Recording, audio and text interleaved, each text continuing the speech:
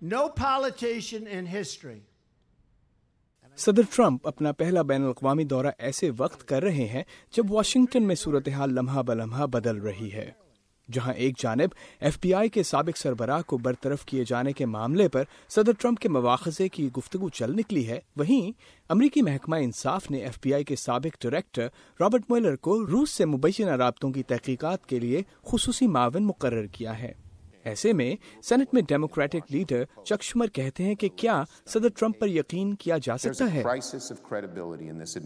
یہ انتظامیہ اپنی ساکھ کھو بیٹھی ہے جس کا نقصان اندازوں سے کہیں زیادہ ہو سکتا ہے. سب سے بڑی بات یہ ہے کہ صدارت کے منصب پر بھروسے اور خود امریکہ پر ہمارے دوستوں اور اتحادیوں کے اعتماد کو ٹھیس پہنچی ہے.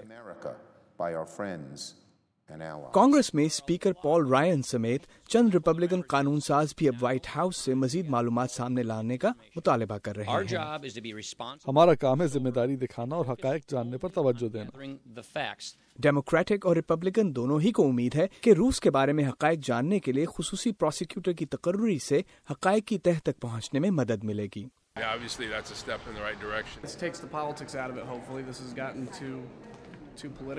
لیکن ماہرین کا کہنا ہے کہ یہ صورتحال صدر ٹرمپ کے بین الاقوامی دورے کو متاثر کر سکتی ہے.